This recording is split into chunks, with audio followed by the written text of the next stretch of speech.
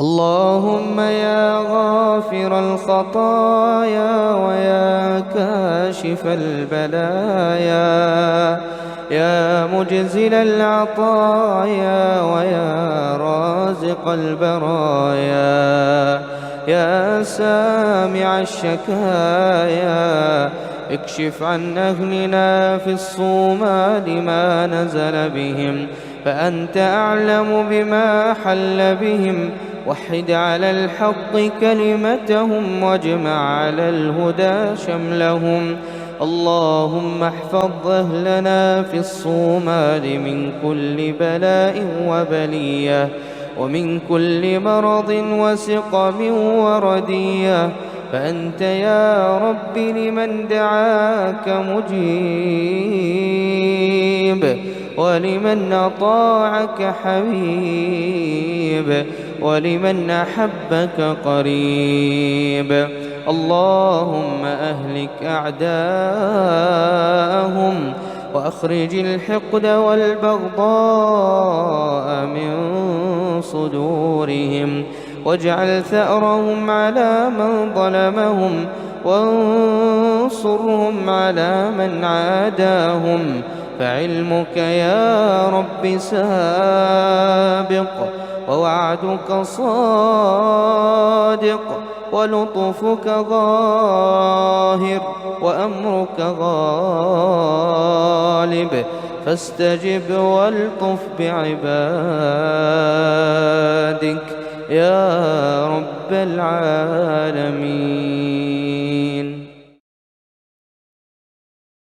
اللهم يا غافر الخطايا ويا كاشف البلايا، يا مجزل العطايا ويا رازق البرايا، يا سامع الشكايا، اكشف عن أهلنا في الصومال ما نزل بهم، فأنت أعلم بما حل بهم. وحد على الحق كلمتهم واجمع على الهدى شملهم. اللهم احفظ أهلنا في الصومال من كل بلاء وبلية، ومن كل مرض وسقم وردية، فأنت يا رب لمن دعاك مجيب، ولمن أطاعك حبيب، ولمن أحبك قريب.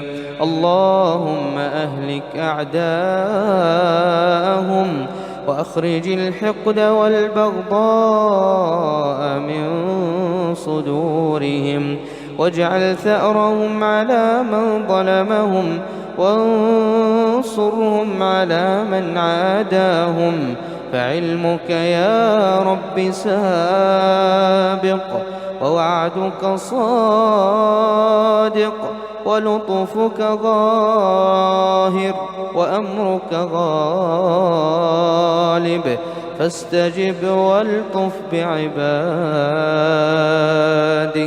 يا رب العالمين.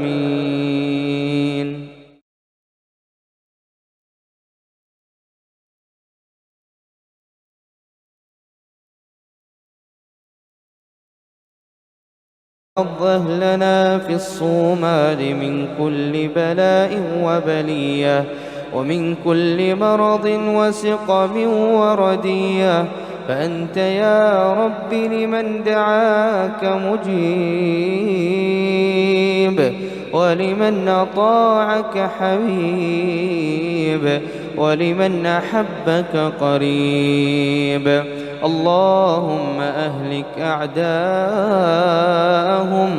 وأخرج الحقد والبغضاء من صدورهم، واجعل ثأرهم على من ظلمهم، وانصرهم على من عاداهم.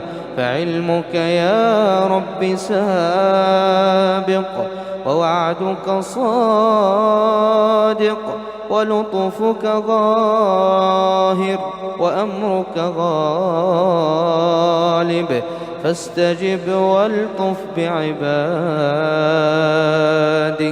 يا رب العالمين.